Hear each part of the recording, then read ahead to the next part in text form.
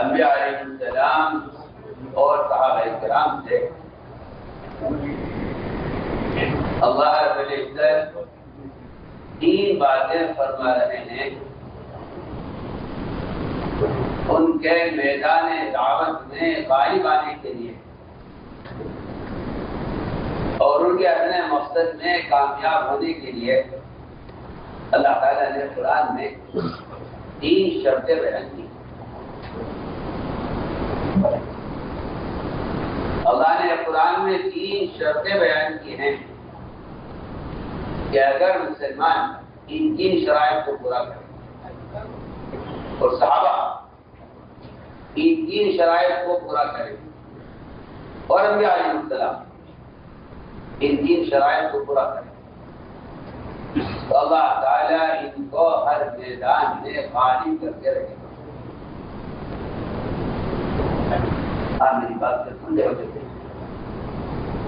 یہ ہریانہ نیپال کے ادھر ہے ہوئے ہیں میں انتظار کرتا ہوں۔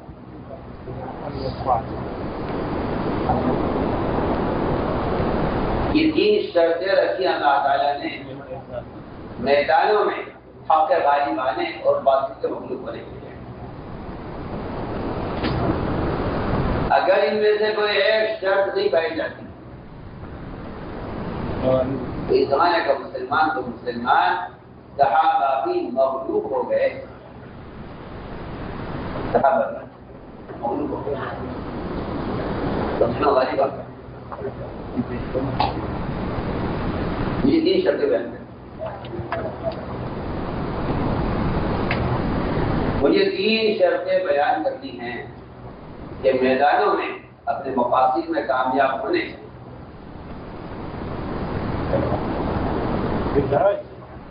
اور بے دینی پر غالب آنے کے لیے کیا شرائط اختیار کرنا ہے۔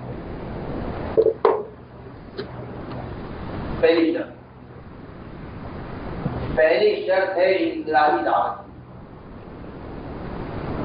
اگر مسلمان انفرادی دعوت پر نہیں ہے، میں قسم کھا کر کہہ سکتا ہوں کہ ایسے مسلمان میدانوں میں کبھی بھی اپنے مقصد میں نہ کامیاب ہو سکتے ہیں نہ غالب آ سکتے ہیں۔ نہیں،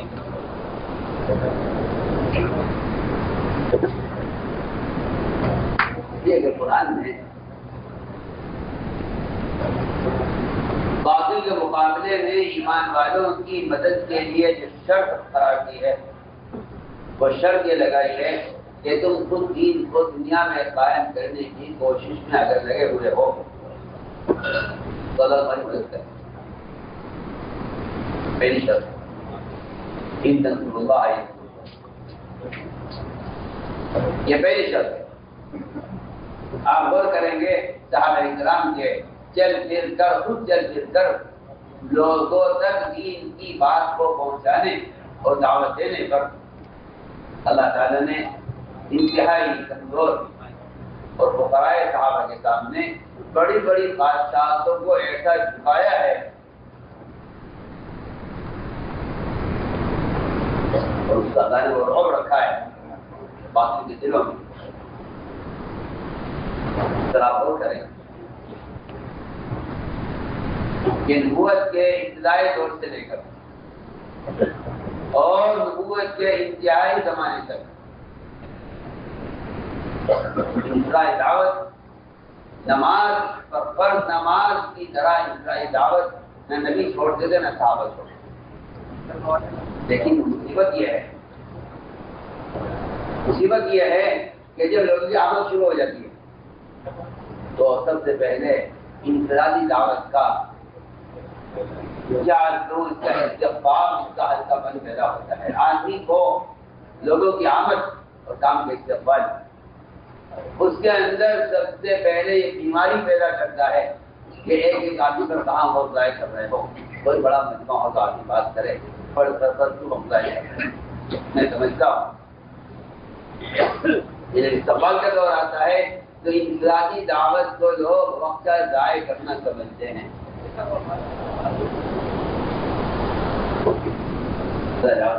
وقت ضائع کرنا اور ایک آدمی سے بات کر رہے تھے اور بہت دیر ہو گئی. کسی نے کہا مجمع انتظار کر رہا ہے، مجمع انتظار کر رہا ہے، بیان میں دیر ہو رہی ہے. آپ ایک آدمی سے بات کر رہے ہیں، وہاں پورا مجمع انتظار کر رہا ہے.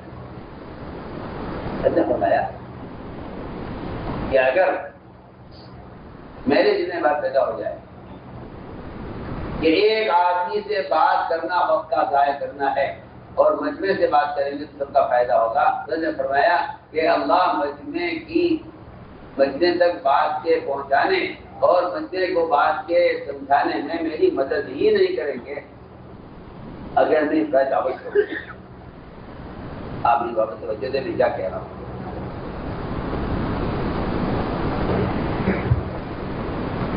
جن لوگوں کے ذہن میں یہ بیٹھ جاتا ہے کہ انفرادی دعوت تو اس لیے تھی تاکہ لوگ جمع ہو جائیں، اور اب تو لوگ جمع ہو گئے ہیں اور اجتماع ہونے لگے ہیں، انفرادی دعوت کی کیا ضرورت ہے. حالانکہ میں آج کرنا چاہتا ہوں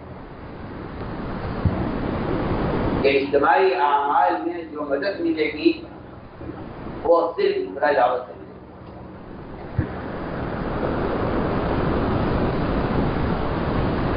اس طرح اجتماعی فرائض کی تکمیل انفرادی نوافل سے ہوتی، اس طرح اجتماعی دعاؤں کی قبولیت انفرادی دعاؤں کے ساتھ ہے، اس طرح اجتماعی اعمال میں کامیابی وہ انفرادی دعوت کے ساتھ ہے. میں سب سے پہلے وصولت کرنا کہ صحابہ کرام نے ملکوں میں جا کر بادشاہوں کو خود جا کر ان کو دعوت دی ہے. اللہ تعالیٰ نے ان کے اس عمل پر باطل کے دل میں اتنا رعب پیدا کر دیا. یہ ایک بات، ایک اصول ہے کہ دین کی دعوت کے لیے، امت دین کی دعوت کو پہنچانے کے لیے آلات اور ذرائع کا استعمال،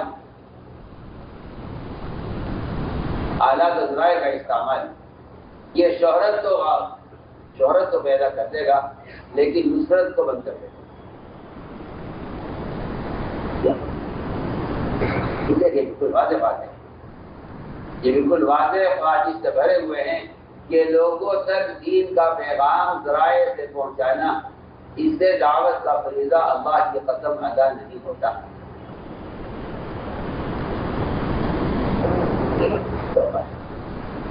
علم تفعیل فعل انسان کے بدن کے عمل کو فعل کہا جاتا ہے. اللہ فرما رہے ہیں علم تفعیل، اگر آپ نے یہ عمل اپنی ذات سے نہ کیا فما بلغت رسالتہ، تو آپ نے اللہ کے دین کا پیغام لوگوں تک پہنچایا نہیں. اللہ تعالیٰ نبی سے کہہ رہے ہیں اگر آپ نے دعوت خود نہ دی تو آپ نے اللہ کا پیغام منظور نہیں پہنچایا. یہ بات بالکل اصل ہے اور اس کے خلاف کسی کے پاس کوئی دلیل نہیں ہے کہ دعوت کا فریضہ وہ اخبار رسائل سے بھی ادا ہو سکتا ہے اور قلم کاغذ سے بھی ادا ہو سکتا ہے. اور اب تو اور گندے طریقے چل گئے ہیں ان کی باتوں کو نشر کرنے کے لیے. ان سارے راستوں سے دعوت کا فریضہ اللہ کی قسم ادا نہیں ہوتا، ورنہ اللہ اکبر اللہ تعالی غیبی مدد ہے، اللہ کی غیبی نصرت ہے. انفرادی دعوت پر نازل ہوئی ہیں، ان کے واقعات اگر غور کیا جائے اللہ اکبر. عبداللہ بن حذافہ رضی اللہ تعالیٰ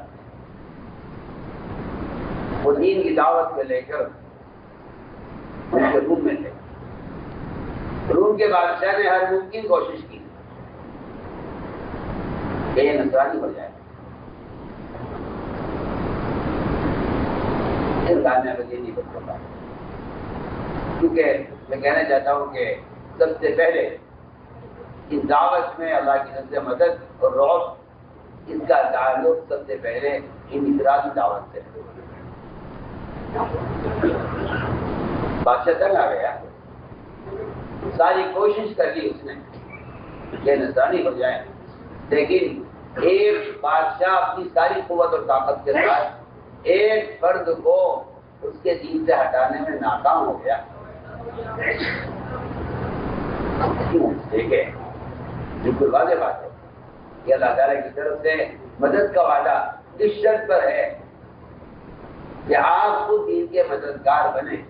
اور یہ بات ہمیشہ یاد رکھنا، ایک آدمی تہجد پڑھتا ہو، تلاوت کرتا ہو، دعاؤں میں مقبول دعائیں، اس کی دعائیں مقبول ہوتی ہوں، اس کی جابت دعوت کیوں نہ ہو، سب سے بڑا ولی کیوں نہ ہو، ایسی اس کی کرامتیں ظاہر ہوتی ہیں لوگوں پر، جو کرامتیں اس کے ولی ہونے کے لیے ثبوت بن جاتے ہوں۔ لیکن خدا کی قسم کھا کر کہتا ہوں، اگر دعوت نہیں دیتا تو اللہ اس کی مدد نہیں کریں گے۔ سب کی سچی بات ہے۔ اس جگہ دیندار ہونا ایک الگ چیز ہے، دین کا مددگار ہونا الگ چیز ہے۔ جو آدمی دین کا مددگار نہیں ہے، اللہ کی طرف سے اس کی مدد کا کوئی وعدہ نہیں۔ اور یہ بات حق ہے، بالکل اپنی ذات سے پورے جیون چلنے والا دیندار ہے مگر کسی کا مددگار نہیں۔ اس لیے میں نے عرض کیا کہ سب سے پہلا کام یہ ہے، پہلا کام یہ ہے میدان قتال میں، اس کے بارے میں ائمہ کا مذہب یہ ہے، اس کے بارے میں ائمہ کا مذہب یہ ہے کہ اب دعوت کا وقت ادا ہو چکا ہے اور دعوت کو قبول نہیں کیا ہے، لہذا اب قتال کا موقع ہے، اب دعوت کا موقع نہیں ہے۔ ان کو دعوت دی گئی، رد کر دی، جزیہ دیا گیا، اس کو قبول نہیں کیا اور مقابلے پر آ گئے۔ ائمہ کا مطلب یہ ہے کہ اب دعوت کا فریضہ نہیں ہے، اب تو قتال کا فریضہ ہے۔ لیکن امام ابو حنیفہ رحمۃ اللہ علیہ کا مذہب سارے ائمہ سے مختلف ہے۔ وہ یہ کہتے ہیں میدان قتال میں بھی دعوت دینا مستحب ہے۔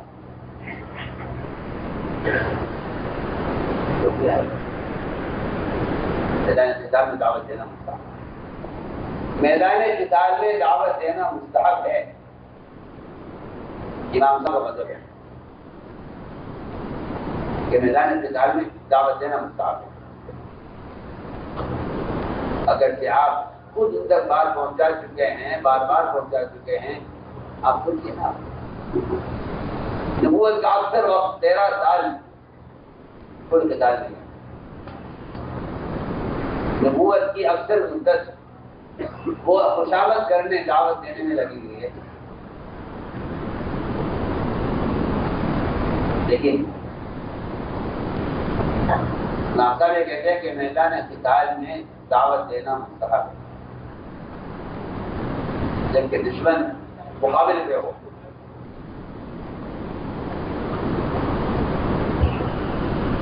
خالد رضی اللہ تعالیٰ عنہ ادھر سلمان کی فوج کے 10 سال آ، ادھر سارے مشرکین مقابلے پر اور جرجہ اور سفید خالہ آمنے سامنے فوجیں تیار ہیں اور حملہ ہونے والا ہے۔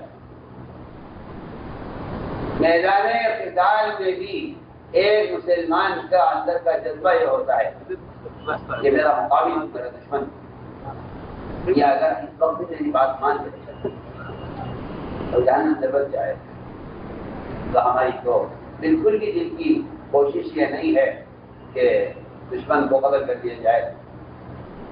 اس لیے کہ انبیاء کی کوشش اور صحابہ کی کوشش یہ ہوتی تھی کہ دشمن کو بجائے راستے سے ہٹانے کے اس کو راستے پر لایا جائے۔ میں آپ کو بہت بات دشمن کو راستے سے ہٹانے کے بجائے اس کو راستے پر لایا جائے، ٹھیک ہے؟ وہ دشمنوں کی صلاحیتوں کو، اسلام سے جو ضد ہے اس کو اسلام پر استقامت کے لیے ان کی صلاحیت کو استعمال کرنا چاہتے ہیں کہ جو ضد ہے باطل پر یہ استقامت میں تبدیل ہو جائے، استقامت میں تبدیل ہو جائے، جو باطل پر انہیں ضد ہے وہ ضد استقامت میں تبدیل ہو جائے۔ اسے کہ آدمی کو حق پر استقامت ہوتی ہے، باطل پر ضد ہوتی ہے، وہ ضد ہی ہے، ضد ایک استعداد ہے، ضد ایک استعداد ہے، ضد ایک استعداد ہے، ضد ایک استعداد ہے جس کو نبی آپ صلی اللہ علیہ وسلم ابو جہل جیسے اسلام امت کا فرعون آپ دعاؤں میں کوشش میں لگے ہوئے ہیں، اتنے چکر آپ نے لگائے ہیں ابو جہل کے کہ وہ خود کہتا ہے مجھے یاد نہیں کہ بعد آپ کی مرتبہ ہے، اور یہ دعا کہ اللہ ابو جہل یا عمر ان میں سے جس کو بھی چاہے جائے سوچیے آپ، تو میں نے عرض کی ہے بھائی بنیادی بات یہ انفرادی دعوت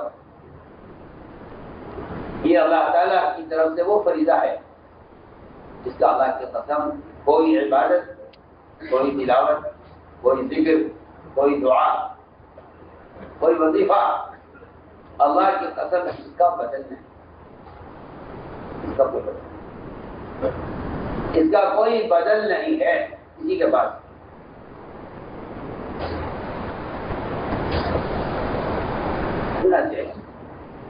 میدان قتال میں خالد رضی اللہ عنہ خیال آیا کہ اگر یہ بات مان لے مشرکین کا سپہ سالار سب سے آگے پیچھے پر پڑی ہوئی، تو خالد نے کہا یہ میں آپ سے بات کرنا چاہتا ہوں، خیال یہ ہوگا کہ مجھے دھوکے سے بلا کر قتل کریں گے یا نہیں، مسلمان نہ دھوکہ دیتا ہے نہ دھوکہ کھاتا ہے۔ تو خالد نے کہا ایسی کوئی بات ہمارے یہاں نہیں ہوتی کہ ہم دشمن کو جو ہے دھوکے سے قتل کرتے ہیں، میں آپ سے بات کرنا چاہتا ہوں۔ ذرا آگے آیا اور خالد آگے بڑھے، دونوں کے گھوڑوں کی گردنیں آپس میں مل گئی، اتنا قریب آ گئے، تب خالد نے کہا درجہ ہم تو تمہاری چاہے جاتے سوچیا میدان قتال میں دشمن کے سپہ سالار سے آخری ملاقات ہو رہی ہے اور دونوں کی طرف سے تلواریں چکی ہوئی ہیں حملہ ہونے کے لیے، مگر مومن یہ بتانا چاہتا ہے کہ ہم اپنے دشمن کے مقابلے پر میدان میں بھی اتنے ہی خیر خواہ ہوتے ہیں جتنے اپنے دوستوں کے لیے خیر خواہ ہوتے ہیں۔ اللہ تعالیٰ ایمان والوں کو مخالف ماحول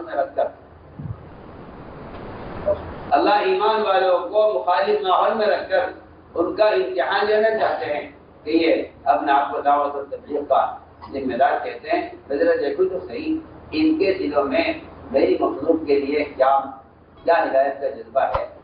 میں تو آپ کو بے تکلف کہہ رہا ہوں، یہاں سوال اس کا نہیں ہے، کہ انہوں نے آپ کو کیا ستایا ہے، انہوں نے آپ کے ساتھ کیا کیا ہے، یہاں سوال اس کا ہے کہ آپ کے دل میں اس وقت ستانے والوں کے واسطے اور اذیت دینے والوں کے لیے آپ کے دل میں ان کی ہدایت کا اور ان کی خیر خواہی کا کیا جذبہ ہے۔ یہ ایک امتحان ہوتا ہے،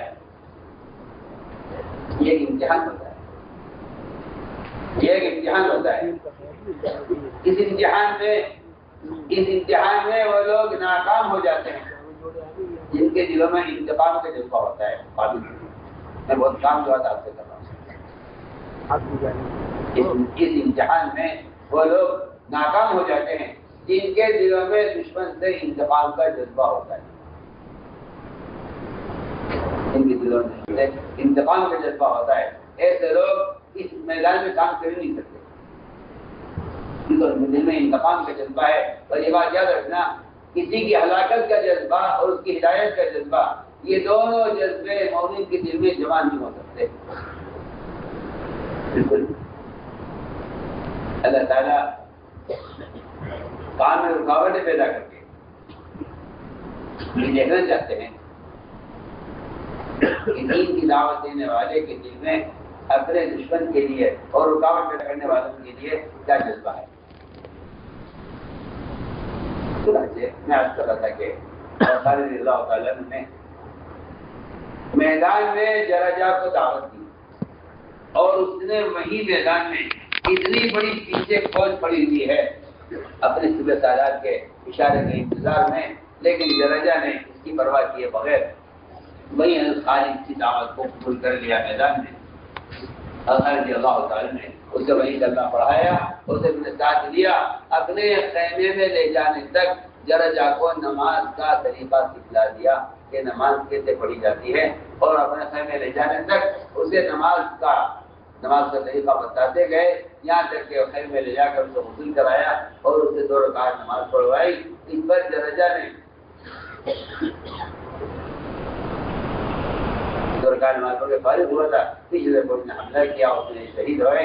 ایک قدم ان کا اسلام میں، 2 قدم ان کا جنت میں، انہیں نماز کا کوئی فریضہ نہیں مل سکا دنیا میں۔ یہ میں کہنا چاہتا ہوں کہ یہ تھا اسلامی دعوت کا مقام۔ صحابہ خبرات میں اور میدان قتال میں دعوت کو کیسے مقدم رکھتے تھے۔ حضور اکرم صلی اللہ علیہ وسلم نے ایک ارادہ فرمایا ہجرت کا اور مشورہ کیا کدھر سے جانا ہے۔ صحابہ نے عرض کیا کہ ایک راستہ تو یہ ہے، ایک راستہ یہ بھی ہے، مگر یہ راستہ بڑا خطرناک راستہ ہے، اس راستے میں ڈاکو رہتے ہیں اور ہر گزرنے والے کو لوٹتے ہیں۔ رضی اللہ تعالیٰ عنہ سارا گھر کا مال سمیٹ کر لے کر چل رہے ہیں، کچھ نہیں چھوڑا۔ اس آدمی کو معلوم ہے کہ اس راستے میں ڈاکو رہتے ہیں، ہر گزرنے والے کو لوٹتے ہیں، اور وہ سارا مال لے کر چل رہا ہو، ذرا بتاؤ تو صحیح، کیا یہ ڈاکو کا راستے اختیار کرے گا؟ کون عقلمند ہوگا یہ سارا مال لے کر نکل رہا ہو اور ڈاکوؤں کا راستہ بن ارادہ ڈاکوؤں کا راستہ اختیار کرے؟ جیسا یہ راستہ خطرناک ہے، اس میں ڈاکو رہتے ہیں، فرمایا ہمیں ڈاکوؤں کے راستے سے ہی جانا ہے۔ کیوں؟ اس لیے کہ نہیں ڈاکو کو دعوت دے سنیے آپ، کیا جو راستہ معمول ہے کیا اس میں لوگ نہیں ملیں گے؟ کیا ان کو دعوت دی جا سکتی؟ کیا ضروری ہے کہ آپ ڈاکوئی کو دعوت دینے کے لیے ڈاکو کا راستہ اختیار کر کے ایک خطرے کا راستے اختیار کریں جس میں آپ کی جان کو بھی خطرہ ہوگا، مال کو بھی خطرہ ہوگا؟ اس لیے کہ انبیاء اور صحابہ کو اس بات سے اطمینان ہوا کرتا تھا کہ اللہ تعالیٰ نے دین کا پیغام پہنچانے والوں کی حفاظت کا بھی وعدہ کیا ہے، اور اللہ نے اس کا بھی قرآن میں صاف اعلان کر دیا کہ جو لوگ اللہ کے دین کا پیغام لوگوں تک خود پہنچائیں گے۔ میں بار بار خود کہہ رہا ہوں تاکہ آپ کے اخبار، رسائل، موبائل ان سب کا صاف انکار ہو جائے اور آپ یہ سمجھ لیں کہ اس طرح نماز پڑھنے کے لیے بدن کا استعمال شرط ہے، اس طرح دعوت دینے کے لیے، دین کی دعوت کے لیے بدن کا استعمال شرط ہے۔ صاف سیدھی باتیں، کوئی انکار کرتا ہے تو اس کی بیچاری کی اپنی بے عقلی ناسمجھی کی بات ہے۔ اگر کوئی انکار کرتا ہے چھپا ہوا ہے، کسی ذریعے سے دین کی دعوت دینا ایسا ہے جیسا پانی ہوتے ہوئے آدمی تیمم کر لے، اس کا تیمم باطل ہوگا، اس کی نماز ادا نہیں ہوگی، گناہ گار ہوگا کہ اس نے پانی ہوتے ہوئے تیمم کیا ہے، تیمم باطل ہوگا۔ یہ واجہ تو چھپا ہوا ہے، کوئی ایسے کوئی جاہلانہ ملفوظ نہیں ہے جن کے بارے میں آپ یہ کہہ دیں کہ ایسا نہیں ہو سکتا، ویسا نہیں ہو سکتا۔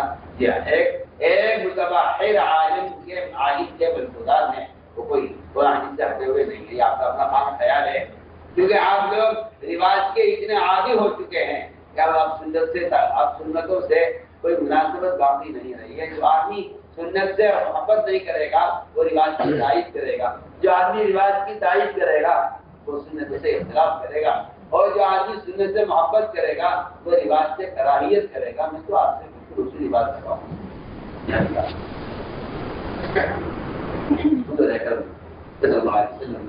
اللہ نے وعدہ کیا ہے. بیان کو لائک، شیئر اور چینل کو سبسکرائب کرنا مت بھولیے. نبی سے بھی جو وعدہ کیا ہے عام مسلمانوں سے وعدہ کیا ہے. علم تفعلوا ما بلغت رسالته والله يعصمك من الناس. نبی جی آپ کو جا کر دعوت دیجیے، آپ کی جان کی حفاظت کی ذمہ داری ہماری ہے، ہم آپ کی مدد کریں گے لوگوں سے. یہ آپ سے کہا جا رہا ہے اور عام قیامت تک آنے والے مسلمانوں سے بھی بالکل اسی طرح وعدہ ہے. الذين يبلغون رسالات الله ويخشونه ولا يخشون عليه الا الله. جو اللہ کے دین کا پیغام لوگوں تک خود جا کر پہنچاتے ہیں. میں تو بار بار اپنی الفاظ دہرا رہا ہوں، جو اللہ کے دین کا پیغام لوگوں تک خود جا کر پہنچاتے ہیں. اللہ تعالیٰ کا ان سے وعدہ ہے کہ اللہ ان کے دلوں میں غیر کا خوف نکالتے ہیں. لا يخشون عليه الا الله، کہ وہ اللہ کے غیر سے ڈریں گے. میں نے عرض کیا کہ غیبی مدد اور نصرت، غیبی مدد اور نصرت، اس کا جو بنیادی سبب ہے وہ انسانی دعوت. ایک بات. دوسری بات یہ ہے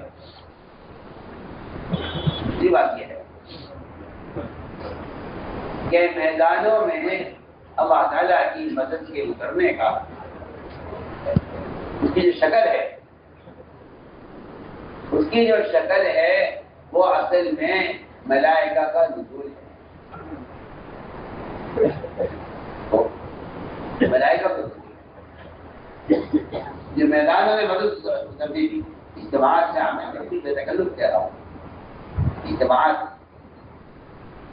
اجتماعات میں جو مدد اترتی تھی، اس مدد کی جو اصل شکل ہے جس کو کفار اور مشرکین اپنی آنکھوں سے دیکھا کرتے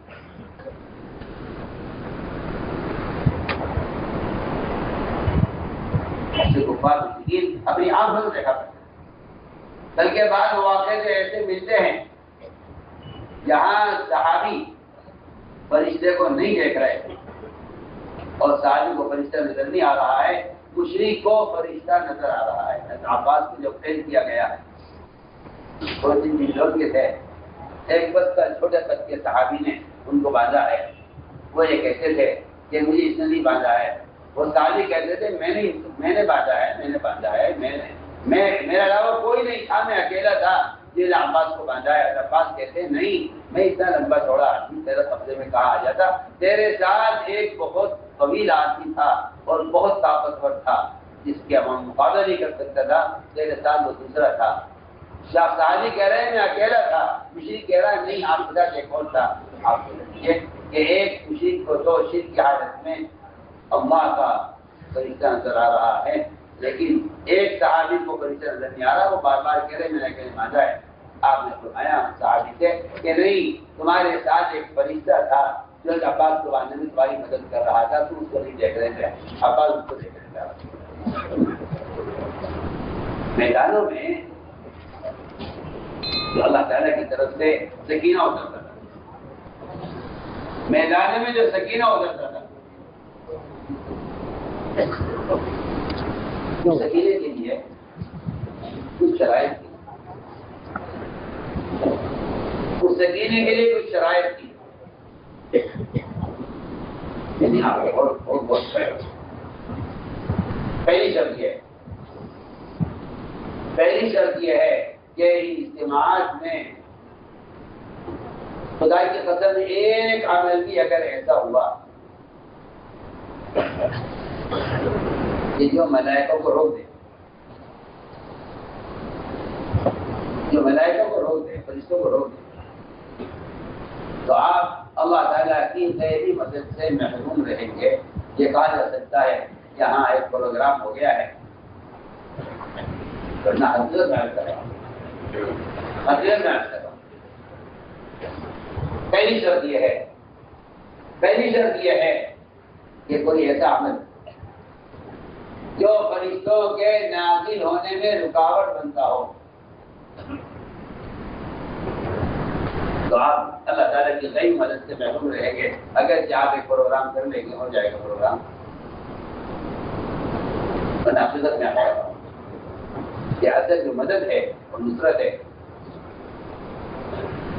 وہ فرشتوں کے نزول سے ہوتی ہے۔ بدر میں خوشی کا بیان ہے کہ آسمان سے ایک سیاہ چادر کوئی اتری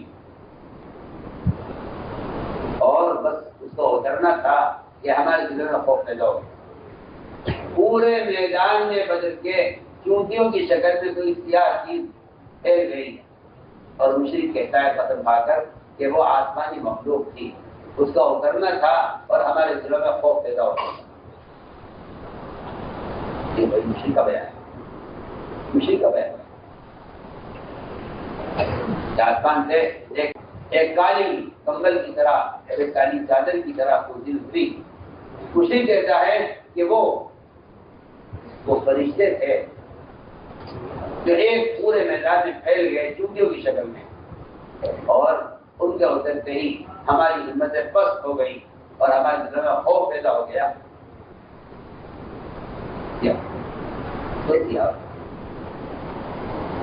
فرشتوں کا نزول، فرشتوں کا نزول دو جگہ ملتا ہے، ایک میدانوں میں اجتماع میں اور ایک مسجدوں میں ذکر اور اللہ تعالیٰ کے احکام کے جو حلقے لگتے ہیں، تلاوت اور مسائل اور فضائل کے جو حلقے لگتے ہیں، یہ فرشتوں کے نزول کا ایک سبب یہ ہے۔ اور ایک سبب فرشتوں کے نزول کا جو ملتا ہے وہ میدانوں کے اجتماعات میں،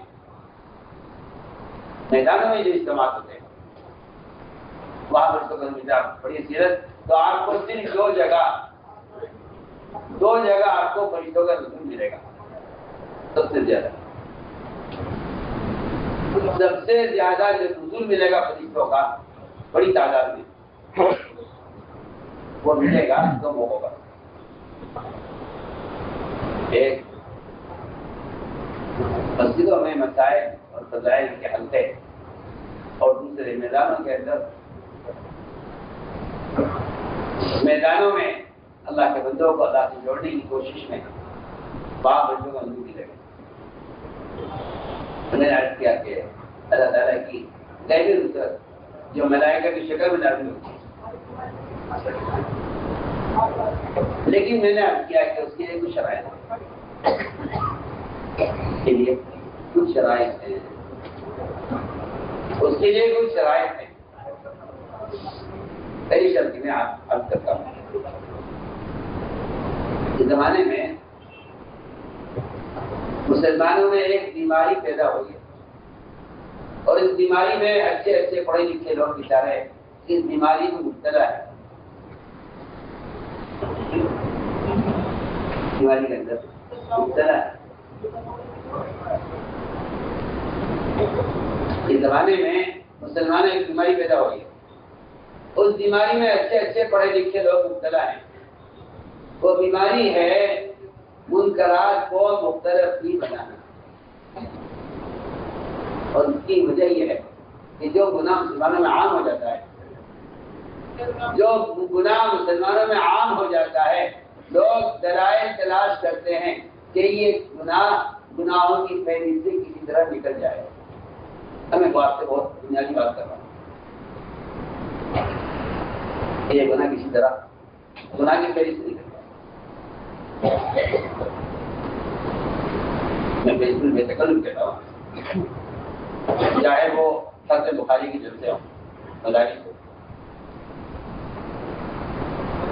چاہے وہ مساجد میں کہہ رہا ہوں مساجد میں، چاہے وہ مساجد میں جو ہے دینی پروگرام ہو، چاہے وہ میدانوں میں اجتماعات ہوں، خدا کی قسم جہاں تصویر ہوگی وہاں خدا کی قسم فرشتہ نہیں اترے گا۔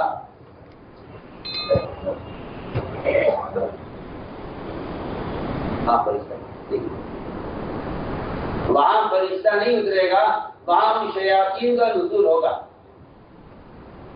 شیاطین دلوں کو ہدایت سے حاصل ہونے اور دل بات کو ڈرنے سے دلوں کو ایسا بند کر دیں گے۔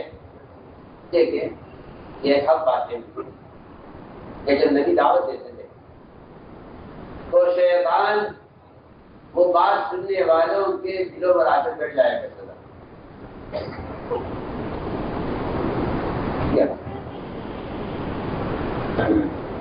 شیطان کا کام اتنی بات کریں اس وقت تم شیاطین کا کام یہ تھا کہ وہ اس وقت بات سننے والوں کے دلوں پر بیٹھ جاتے تھے تاکہ باتیں نہ کر سکتے. آپ سے کو ابو طالب کی ہدایت کی بڑی امید ہو چلی اور اسی امید پر آپ اس کے ہر طرف قریب بھی گئے. لیکن ابو جہل جلدی سے اٹھا اور آپ صلی اللہ علیہ وسلم کے لیے جو جگہ ابو طالب کے پاس تھی وہاں جا کر بیٹھ گیا تاکہ آپ صلی اللہ علیہ وسلم ابو طالب کے قریب نہ بیٹھے. میں آپ کو کر دے رہا ہوں میری بات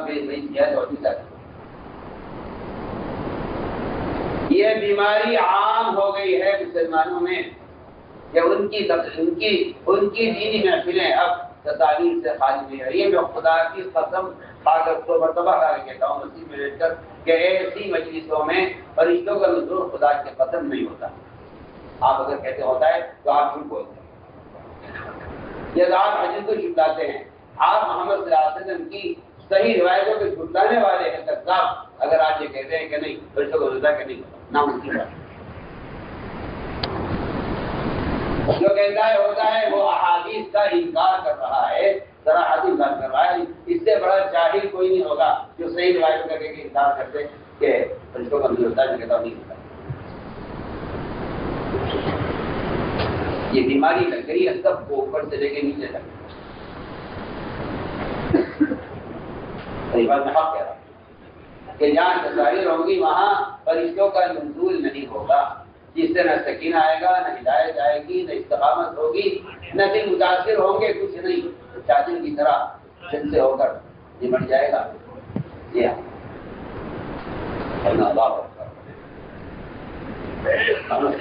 کیا آپ استعمال دیکھیے. اللہ اکبر. جن اجتماعات میں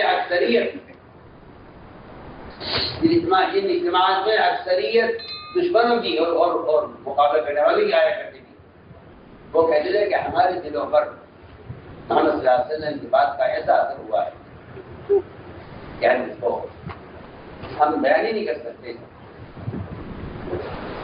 وجہ کیا ہے؟ وجہ یہ ہے کہ فرشتوں کے نزول سے ایمان والوں کے دلوں میں سکینہ اور باطل کے دلوں میں رعب پیدا ہوتا تھا. یہ سکینہ ان کے ایمان کو بڑھاتا تھا اور وہ رعب ان کو مومن بنایا کرتا تھا. یہ دونوں چیزیں ہوا کرتی تھی. کافر کو یہ سکینہ رعب سے مومن بناتا تھا اور ایمان والوں کو یہ سکینہ ان کے ایمان میں اضافہ کرتا تھا. افسوس اور رونا اس بات کا ہے کہ لوگوں نے اس معاملے میں تساہل برتا اور مسلمان کو ایک حرام کام کا عادی بنا دیا ہے. اس وجہ سے میں بے تکلف لاکھ مرتبہ ختم کر دیتا ہوں کہ ایسی مجلسوں میں فرشتوں کا گزر نہیں ہو سکتا. ناممکن ہے. جس مسجد میں جس کمرے میں جس گھر میں جس میدان میں جس مجلس میں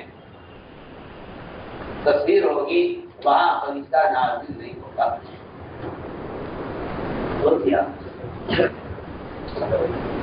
جبرائیل اللہ تعالیٰ کی طرف سے قرآن کی آیات اور ضروری احکام اس کے بعد جب آپ صلی اللہ علیہ وسلم منتظر ہوتے تھے کہ جواب چاہیے. سائل کھڑا ہوا ہے سوال کر کے کہ اللہ سے بیٹھ کے بتا دیجیے فلاں مسئلے میں ہم کیا کریں. سائل منتظر ہوتا تھا. آپ صلی اللہ علیہ وسلم وحی کا انتظار کرتے تھے. لیکن جبرائیل وحی لے کر آئے ہوئے ہیں اور گھر سے باہر کھڑے ہوئے ہیں. آپ انتظار کر رہے ہیں جبرائیل باہر کھڑے ہوئے ہیں. آپ بات پوچھ رہے ہیں جبرائیل کیا بات ہے؟ تو اندر بھی نہیں آئے. ہمیشہ آتے تھے ہمیشہ آیا کرتے تھے. آج کی کیا بات ہو گئی؟ عبداللہ بات یہ ہے گھر آپ کا ہو یا کسی کا ہو ہم ایسے گھر میں داخل نہیں ہوتے جہاں تصویر ہوتی ہے.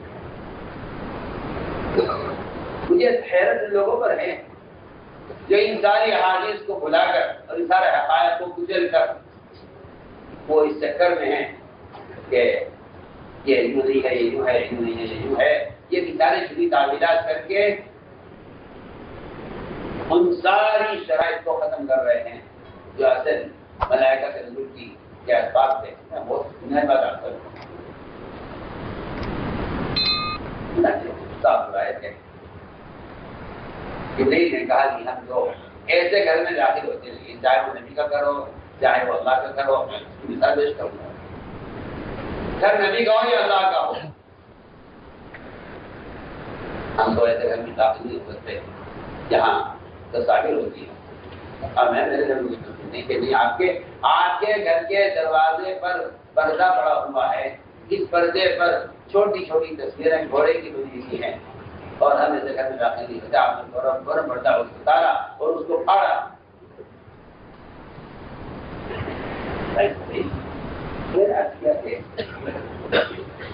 یہ تو آپ کے گھر کا ہے. آج فاتحہ مکے میں داخل ہے، بیت اللہ کے دروازہ ان کی چابی آپ کے ہاتھ میں، آپ کا دروازہ کھولا، لیکن آپ کیا کرو پر بیت اللہ میں داخل نہیں ہوئے. دونوں چوگڑ پر ہاتھ کر آپ کھڑے رہے تو میں کہتا آپ کو روکنے والا ہے داخل ہوئی. میں کہ عمر میں ایسے گھر میں داخل نہیں ہوتا جس میں تصویریں ہوں.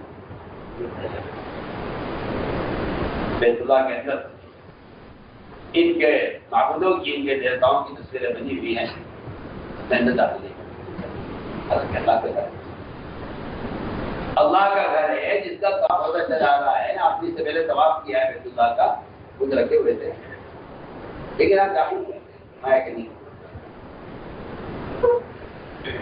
عمر میں داخل نہیں ہوگا. اس لیے کہ دیواروں پر تصویریں ہیں. عمر رضی اللہ عنہ سے آپ تشریف کے بعد آپ کو باہر بٹھایا. عمر رضی اللہ عنہ گرم پانی اور خون لے کر آئے اور لا کر بیت اللہ میں جو تصویریں بنی ہوئی تھی دیواروں پر ان کو سب کو رگڑ کے صاف کیا. جب سب کی مٹ گئی، صاف ہو گئی، آ کر کے اللہ ہاتھ تشریف لائیے جو تصویریں کی جو سب صاف کرتی ہیں، تب آپ اندر داخل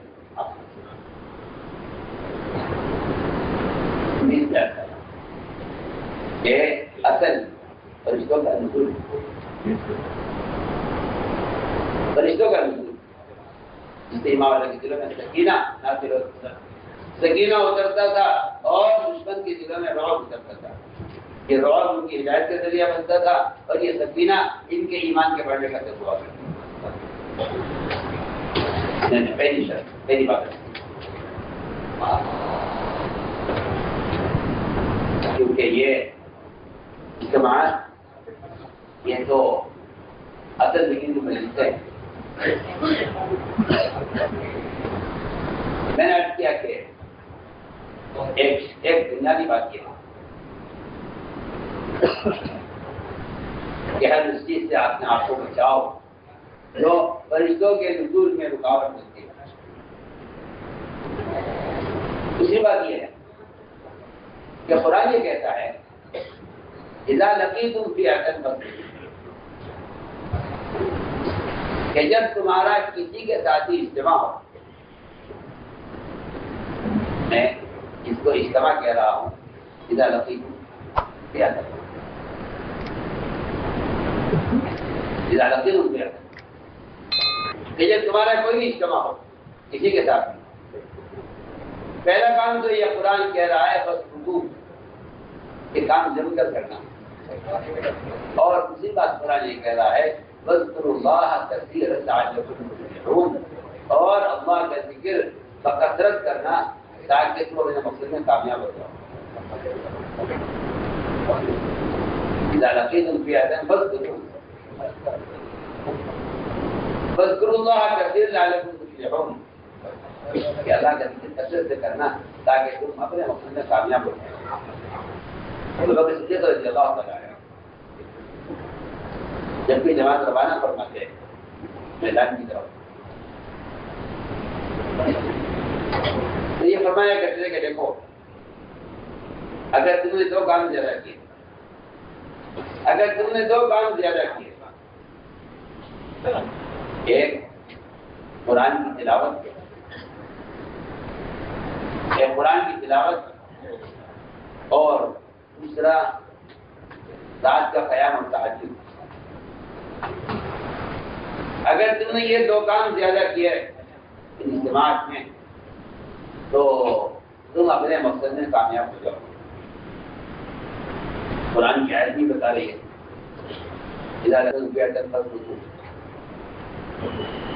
اور آگے قرآن کی آیت اور بتا رہی ہے کہ نبی جی ان اجتماعات میں جو تقاضے ہیں وصولیابی کے، لوگوں کے قلوب کو حق کی طرف پھیرنے کے، لوگوں کو کفر و شرک سے نکال کر اللہ تعالیٰ کے احکام اور اس کی اطاعت پر لانے کے جو بڑے بڑے کام ہیں، جو آپ کو پورے دن بڑے بڑے کارنامے انجام دینے ہیں، اس میں کامیابی جو ملے گی وہ رات کے قیام سے ملے گی۔ اشد وقت مطیلا ان لک من نار سبحا طویلا، اس کا معلوم ہوتا ہے اس آیت سے کہ دن بھر دعوت کے کارناموں میں جو مدد ملتی ہے وہ اصل رات کے قیام سے ملتی ہے۔ رات کے قیام سے دن بھر دعوت کے کام میں جو مدد ملے گی وہ رات کے قیام سے ملے گی۔ یہ قرآن جی سے کہہ رہا ہے تو دونوں جگہ اور اس دل کا جب بیان بھی بتا رہا ہے کہ اجتماعات میں یہ دو چیزیں ایک قرآن کی تلاوت اور دوسرے رات کا قیام۔ اور اسی خطبے میں بات صاحب کہ نکلنے والی جماعتوں کو اس کی تاکید ہوتی ہے۔ قرآن بھی یہ کہہ رہا ہے اذا ذکرت فاذكروا فاذكروا الله كثيرا لعلكم تفلحون، کہ جب تمہارا کسی کے ساتھ اجتماع ہو تو تم یہ دو کام میدان میں زیادہ کرنا، اے قرآن کی تلاوت اور دوسرے رات کا قیام۔ میں نے عرض کیا کہ یہ شرائط ہے اللہ تعالیٰ کی طرف سے نئی حضور کے آنے کی، جو قرآن اور حدیث صاف بیان ہے۔ دوسری شرط یہ ہے بنیادی کہ جو عملہ میدان میں اترا ہے کام کے لیے اس کے اندر تین چیزیں ہونی چاہیے۔ پہلی بات تو یہ ہونی چاہیے کہ یہ پورا کا پورا مجموعہ ایک فکر پر مجتمع ہو، ایک فکر پر مجتمع۔ اگر ان کی فکریں مختلف ہیں، ان کی فکریں اگر مختلف ہیں تو یہ میدان میں مغلوب ہو جائیں گے اور ناکام ہو جائیں گے۔ اگر ان کی فکریں ایک نہیں ہیں، ان کی فکریں مختلف ہیں۔ میں آپ کو اس کی مثال دیتا ہوں اور دو مثالیں پیش کرتا ہوں، ایک قرآن سے ایک حدیث سے۔ آپ توجہ دیں گے، یہ ہریانہ والے بھی اور نیپال والے بھی۔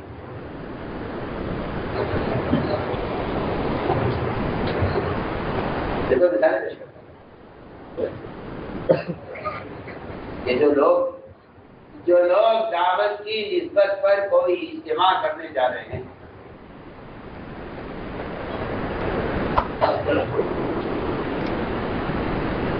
جو لوگ دعوت کی نسبت پر کوئی اجتماع کرنے جا رہے ہیں، انہیں معلوم ہونا چاہیے کہ قرآن میں اور حدیث میں کیا شرائط ہے، اس کی کو پورا کرنے پر آپ کے ساتھ اللہ کی مدد ہوگی۔ میں اس کی پہلی مثال دیتا ہوں، اپنے مقصد میں آپ کامیاب کر سکتے ہیں۔ میں پہلے اس کی مثال قرآن سے کرتا ہوں۔ قرآن میں ہے فَلَمَّا فَصَلَ طَالُوتُ بِالْجُنُودِ، وہ دوستو جو سنا فَلَمَّا فَصَلَ طَالُوتُ بِالْجُنُودِ، کہ طالوت جب لشکر لے کر چلے تو انہوں نے لشکر سے یہ کہا کہ اللہ تعالیٰ تمہاری آزمائش کریں گے کہ تم میدان میں کتنے جم کر کام کرنے والے ہو. اللہ تمہاری آزمائش کریں گے اور وہ آزمائش اس طرح ہوگی کہ تم ایک نہر کے پاس سے گزرو گے جس کا پانی صاف شفاف ہوگا، اور اللہ تعالیٰ اس نہر پر تمہارا امتحان لیں گے، اور امتحان اس طرح لیں گے کہ جو اس نہر سے پانی پی لے گا وہ تو نبی کی جماعت سے الگ کر دیا جائے گا، اور جو پانی پی لے گا وہ تو ان کی جماعت سے الگ کر دیا جائے گا، اور جو پانی نہیں پیے گا اور اطاعت کر لے گا وہ ان کی جماعت کے ساتھ جڑا رہے گا.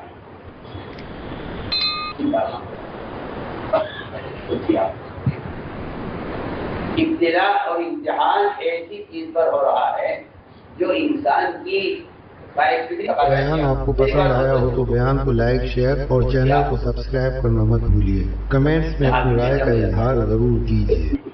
آدمی بھوک برداشت کر سکتا ہے، پیاس پر انسان کی حیات کا مدار ہے، پانی پر انسان کی حیات کا مدار ہے. لیکن ان اللہ مبتلیکم بنار فمن شرب منه فليس مني. طالوت نے کہا جو اس میں سے پی لے گا پانی وہ میری جماعت سے الگ ہو جائے. تو پہلے میں یہ قانون پہ ہوتی تھی، اور جو پانی نہیں پیے گا وہ میرے ساتھ ہوگا. یہ اللہ نے میں تقرب آپ سے کہتا ہوں، ہمارا عملہ ہے. آج کل مزاج یہ ہے کہ مال ہو میدان ہو ہو جائے. میں آپ سے بے تکلف عرض کرتا ہوں، مال کی بنیاد پر سارے اجتماعات اغیار کے ہوتے ہیں. ہمارا کوئی اجتماع کی بنیاد پر نہیں، ہماری بنیاد تو اعمال کی بنیاد ہے. اعمال سے اجتماع ہوتا ہے، مال پر نہیں. آپ غور کر لیجیے، اللہ کا اجتماع ہو، بدر کا اجتماع ہو،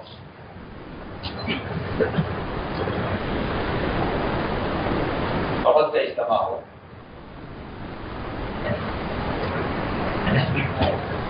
بدر ہو، خندق ہو، احد ہو، تینوں اجتماعات کا حال آپ دیکھ لیجیے.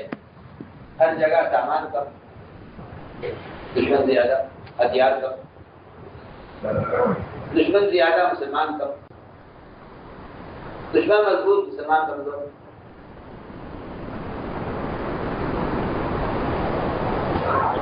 آپ ہر جگہ آپ کو ہر جگہ انتظامی لائن انتہائی کمزور ملے گی. یہ دعویٰ فرماتے ہیں کہ ہم تعداد سے استعداد سے کبھی غالب نہیں ہیں. ہمارے غالب آنے کا سبب نہ ہماری تعداد بنی ہے، کبھی نہیں استعداد، بلکہ قرآن نے یہاں تک بیان کر دیا ہے صحابہ کے بارے میں. صحابہ جیسے مخلصین کے بارے میں کہا ہے قرآن نے کہ تم ہرگز بھی ایسے موقعوں پر اکڑتے ہوئے مت نکلنا کہ ہم اکثریت میں ہیں. کیا تم جن میدان میں نکل رہے ہو تمہارے دل میں ہرگز یہ نہ ہو کہ ہمارے پاس طاقت ہے، قوت ہے.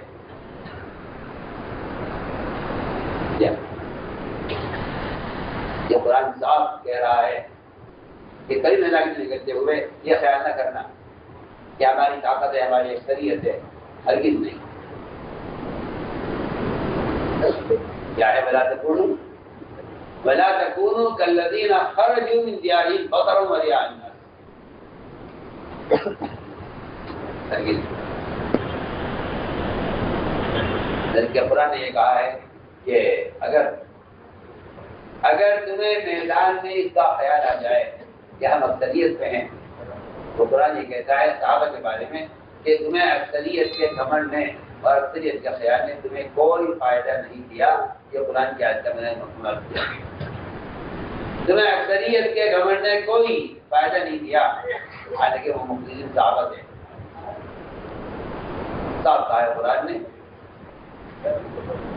اذا عجبتکم کثرتکم، تمہیں تعجب میں ڈال دیا تمہاری اکثریت کے خیال میں، اور اس اکثریت نے تمہیں کوئی فائدہ نہیں دیا. زمین تم پر میدان تنگ ہو گیا اور تمہیں میدان چھوڑ کر بھاگنا پڑا، اس لیے کہ تمہارا خیال اپنے عرصے کی طرف چلا گیا تھا۔ وہ بات یہ ہے کہ جو آدمی اپنے ضعف کا اقرار کرتا ہے اللہ کے سامنے، اللہ تعالیٰ اس کی دستگیری فرماتے ہیں، اور جو اپنی طاقت کا مظاہرہ کرتا ہے اللہ تعالیٰ اس سے منقاد بھیج دیتے ہیں۔ میں نے عرض کیا کہ کام کی بات آپ سے کہا، اللہ تعالیٰ امتحان لیتے ہیں۔ اس امتحان میں اکثر فیل ہو گئے، افسر نے پانی پی لیا، نئے تو گزر کے ہوئے، مقابلہ ہوا، اجتماع ہوا، تو اس میں سب پانی پینے والوں نے کہا کہ ہمارے اندر تو کام کی طاقت ہے نہیں، اور ہم تو واپس جا رہے ہیں، ہمارے اندر تو طاقت نہیں ہے تقاضے پورے کرنے کی، اور یہ تو یہیں سے واپس ہو گئے۔ میں آپ کو بہت قرآن قصہ ہوا، جنہوں نے پانی پی لیا تھا ان سب نے کہا کہ ہمارے اندر طاقت نہیں ہے تقاضوں کو پورا کرنے کی، اور وہ تھوڑے سے لوگ تعلق کے ساتھ تھوڑے سے لوگ رہ گئے جنہوں نے ان کی اطاعت کی اور پانی نہیں کیا۔ اللہ نے چھوٹی سی جماعت کو ایک بڑے لشکر پر اور ایک بڑی طاقت پر قائم کر دیا ہے۔ یہ پورا قصہ اس پر ہے کہ پانی پینے والے تو ہار گئے اور تقاضوں سے انکار کر گئے اور پیچھے ہٹ گئے، اور جنہوں نے پانی نہیں پیا تھا وہ اپنے امتحان میں کامیاب ہوئے، اور وہ چھوٹی سی جماعت وہ تعلق کے ساتھ جالب کا غالب آ گئی۔ انہوں نے عرض کیا کہ یہ تو قرآن کہہ رہا ہے۔ ادھر یوشع بن نون انہوں نے تسلیم کی، کیا ہوتی اجتماع ہے ہمارے ساتھ کون کون چلے گا؟ دنیا اجتماع ہے ہمارے ساتھ کون کون چلے گا؟ تشکیل یوشع بن نون نے، اور بڑی عجیب و غریب تشکیل یہ کہا ہے کہ اجتماع ہے، بتائیے اس اجتماع کے تقاضے پر ہمارے ساتھ کون کون چلے گا؟ تم تیار ہو گئے؟ انہوں نے کہا کہ دیکھیے میرے ساتھ چلنے میں ایک تو وہ آدمی ہرگز میرے ساتھ نہیں جائے گا جس نے اونٹنیاں خریدی ہیں حاملہ، ان کے بیٹے بچے ہیں، وہ میرے ساتھ نہیں جائے گا۔ دوسرے وہ شخص جس نے مکان کی دیواریں کھڑی کرنی ہے، ابھی چھتی ڈالی ہے، وہ میرے ساتھ نہیں جائے گا۔ تیسرے وہ شخص اس نے نکاح کر لیا ہے، ابھی رخصتی نہیں ہوئی لڑکی کی، میری گھر میں نہیں آئی ہے، ابھی نکاح ہو چکا ہے، وہ بھی میرے ساتھ ہرگز نہیں جائے گا۔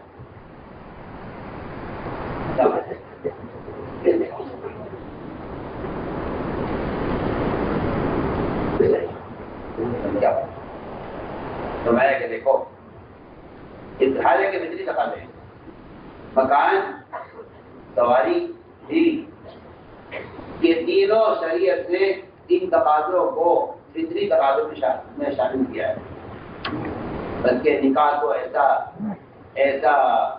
تقاضا ہے شریعت کا کہ بعض مرتبہ یہ واجب کو پہنچ جاتا ہے، یعنی واجبات میں سے ہو جاتا ہے کبھی، تو اس کے بارے میں یہ کہتے ہیں کہ واجب میرے ساتھ نہیں جائے گا، جس نے نکاح کر لیا رخصتی نہیں ہوئی میرے ساتھ نہیں جائے گا۔ کیا بات ہے؟ حالانکہ یہ سارے تقاضے فطری تقاضے ہیں، مکان کا ہونا، سواری کا ہونا، شادی کا ہونا فطری تقاضے ہیں۔ فرمایا فطری تقاضوں میں بھی جن کا دماغ اور دل الجھا رہے وہ میری جماعت کے ساتھ نہیں جائے،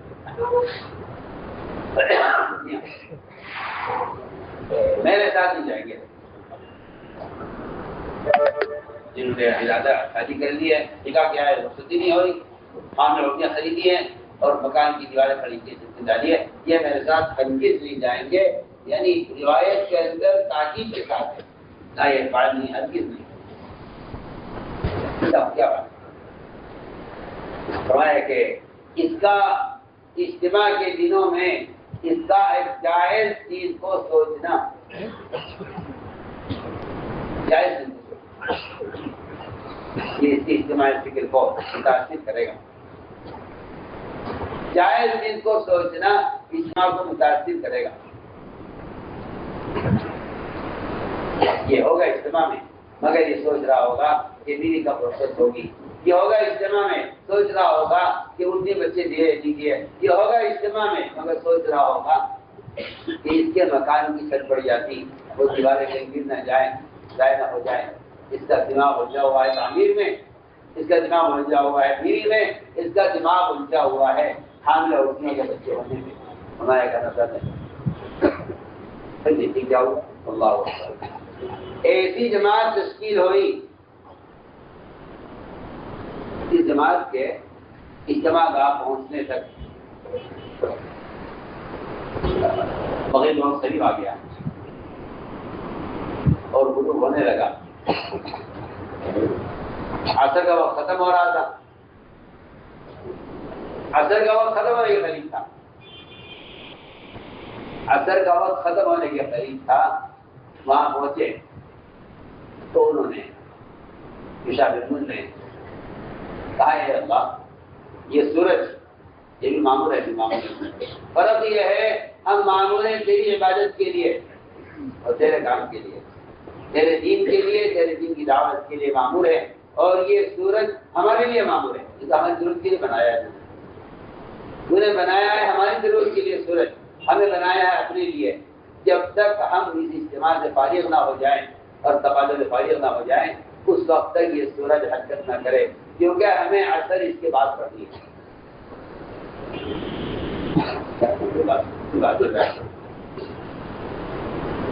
یہ نہیں کیا پہلے اثر پڑ لیتے یعنی اللہ اس کو یہاں اس کو یہاں روک دے. اللہ حافظ تھا, اے اللہ سورج کو یہاں روک دے. یہ سورج چھیڑ گیا اس جماعت کی مدد کے لیے, اور اس جماعت کے تو سورج انتظار میں ہے, سورج انتظار میں ہے. جتنی فارغ ہو جائیں گے میں تو عرض کرتا ہوں کہ یہاں تو بہرحال سورج کو روکا گیا ہے ایک اہم تقاضے کے لیے. یہ تو براہ راست عید کی مدد ہو رہی ہے, اس میں سورج کو روک دیا گیا. جو آدمی حضور اکرم صلی اللہ علیہ وسلم کی آپ صلی اللہ علیہ وسلم کی فقط صرف جسمانی راحت کے لیے, اگر کسی آدمی کی آپ صلی اللہ علیہ وسلم کی جسمانی راحت کے لیے اگر اس کی نماز قضا ہو جاتی ہے تو یہاں تو سورج ڈوبنے سے پہلے رک گیا ہے, اور وہاں ایسا واقعہ موجود ہے جہاں سورج ڈوبنے کے بعد واپس نکالا گیا. آپ صلی اللہ علیہ وسلم غزوہ سے فارغ ہو رہے, بہت تھکے ہوئے تھے. علی یہاں آؤ, علی یہاں آؤ. رضی اللہ تعالیٰ فوراً سنتے ہی آ گئے. عصر کی نماز نہیں پڑھی تھی, ان کی عصر کی نماز باقی تھی. یہ نہیں کہا کہ میں نماز پڑھ کر آؤں گا, اس لیے کہ قرآن کا یہ حکم ہے کہ جس وقت تمہیں نبی طلب کریں اسی حال میں فوراً حاضر ہو جاؤ بلا تاخیر, فوراً حاضر خدمت ہے. آپ نے ان کو بچھایا اور ان کی ران پر آپ رکھ کر سو. آپ سوتے رہے, آپ سوتے رہے رات پر رکھ کر.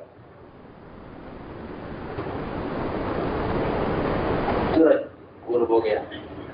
حضرت علی کی عصر کی نماز قضا ہوئی. آپ صلی اللہ علیہ وسلم کو آرام پہنچانے کے لیے آپ کو جگائے نہیں, یا اٹھ جائیے مجھے عصر پڑھنی ہے اور نماز قضا ہو رہی ہے. آپ کو جگایا نہیں, یا یہ کہتے ہیں نعوذ باللہ کہ جی آپ ان کے سر ان کے کام کو سبق لیجیے, کچھ تکیہ دے دیجیے, میں نماز پڑھ لیتا ہوں عصر کی.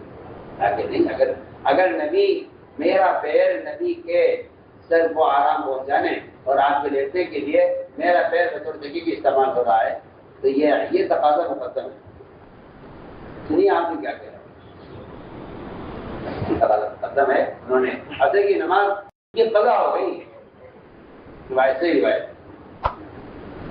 جب آپ کی آنکھ کھلی تو पूछा आपने अली ने असर पढ़ ली थी कि नहीं मेरे हजरत आज आपको राहत पहुंचाने में खतरा हो गई है। आपने फरमाया ए अल्लाह तेरे बंदे अली ने तेरे नबी को राहत पहुंचाने में मशगूल हो गया और उसके असर के बाद खतरा हो गई है। ए अल्लाह सूरज को वापस निकाल ताकि अली नमाज पढ़े। फरमाती है, उनका बयान है कि आपका यह फरमाना था सूरज वापस निकला और थोड़ी देर में पहाड़ों पर और जमीन पर रोशनी फैल गई सूरज की और सही नमाज पसी की नमाज अदा की। उसके बाद हुआ मैं अर्ज करना चाहता हूँ कि नबी को सिर्फ बदली राहत पहुंचाने पर सूरज वापस निकल सकता है। बल्कि एक अजीब वाक़या है, आज से उनको पेशाब का तकाजा हुआ। आपने हज़रत जाबिर से कहा जाबिर हमें इस जगह का तकाजा है, जरा तलाश करो कोई चट्टान कोई दीवार कोई आड़ मिल जाए कहीं। हज़रत जाबिर गए मैदान में तलाश किया लेकिन कोई ऐसी आड़ की जगह नहीं मिली जहां आप सलाह हाजिर कर लेते।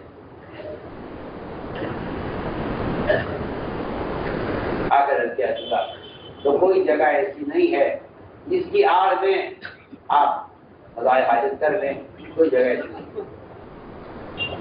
फिर अर्ज किया कि हाँ दो दरख्त थे मगर बहुत दूर दूर हैं और दोनों दरख्तों के तने इतने हैं कि उसकी आड़ में आप समझा नहीं कर सकते। अगर ये दोनों दरख्त आपस में मिल जाएं, ये दोनों दरख्त आपस में मिल जाएं तो उनका तना इतना थोड़ा हो जाएगा दोनों के मिलने से कि उनकी इसकी आड़ में आप समझा नहीं। मैं जाबिर जाओ उन दरख्तों से कहो कि अल्लाह के नबी को समझा करना है, तुम दोनों दरख्त चलकर आपस में जमा हो जाओ। हज़रत जाबिर गए दरख्तों के पास, आपका पैगाम पहुंचाया दरख्तों को कि अल्लाह के नबी ने फरमाया है कि तुम आपस में मिल जाओ, हमें समझा करना है। वो दरख्त वहां से चला, वो दरख्त वहां से चला, दोनों दरख्त सहरा में फासले पर थे, दोनों चलकर आपस में मिले। हज़रत जाबिर ने आकर अर्ज किया कि दोनों दरख्त आपस में मिल गए आपके फरमाने पर, आप तशरीफ आए, आपने समझा किया उनकी आड़ में। फिर फरमाया जाबिर जाओ उन दरख्तों से कहो अलग अलग हो जाएं, अभी अपनी जगह वापस चले जाएं, हमारी हाजिर पूरी हो जाए। उनसे जाकर कहा गया दोनों दरख्त अपनी अपनी जगह वापस चले गए। आप गौर कर लीजिए, आज गौर आप उनको सिर्फ बदली राहत पहुंचाने पर मैं कहा करता हूं कि अगर मोहम्मद सल्लल्लाहु अलैहि वसल्लम के एक इस्तंजे के बशरी तकाज़े पर सुना तवज्जो से लोग कहना चाहते हैं, मोहम्मद सल्लल्लाहु अलैहि वसल्लम के एक बदनी बशरी तकाज़े बैतुल खला इस्तंजे के तकाज़े पर अगर दो ऐसे दरख्त चलकर आपस में जमा हो जाते हैं जो दरख्त न चल सकते हैं, न सुन सकते हैं, न बोल सकते हैं, न समझ सकते हैं, तो अगर आप इससे अंदाजा कर लीजिए मोहम्मद सल्लल्लाहु अलैहि वसल्लम को जिस दावत अल्लाह के फरीज़े को देकर भेजा गया है, अगर इस निस्बत पर दो ग्रुप और दो गिरोह को जमा किया जाए तो इन्हें कितना जल्दी जमा हो जाना चाहिए। मैं आपसे बहुत बुनियादी बात जान सकता हूँ,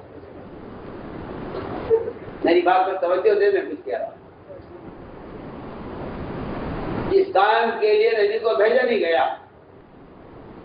पेशाब को तकाज़ा है, न नबी की बैशत का मकसद है, न नबी का एक काम है, एक बशरी तकाज़ा है पेशाब का होना। अगर आपके पेशाब के तकाज़े पर दो दरख्त आपस में मिल जाते हैं इस तकाज़े को पूरा करने के लिए, तो उसको दरख्त चलते भी नहीं, सुनते भी नहीं, समझते भी नहीं, बोलते भी नहीं। अगर आपके बशरी तकाज़े पर जमादात और दरख्त चलकर आ सकते हैं और आपकी नींद के तकाज़े की वजह से सूरज को वापस निकाला जा सकता है, आप सोचिए। जो नबी की दावत इस फरीज़े पर दो गिरोह जमा हो जाए, उनको जमा किया जाए तो कितना जल्दी इंसान समझता भी है, अकल भी है, समझ भी है, इल्म भी है, मालूम भी है, सब कुछ है। बताइए तो सही और कुछ है आप। इसलिए मैंने अर्ज किया है कि अल्लाह ताला की इस गैर मदद के लिए एक बुनियादी बात की है بنیادی بات یہ ہے کہ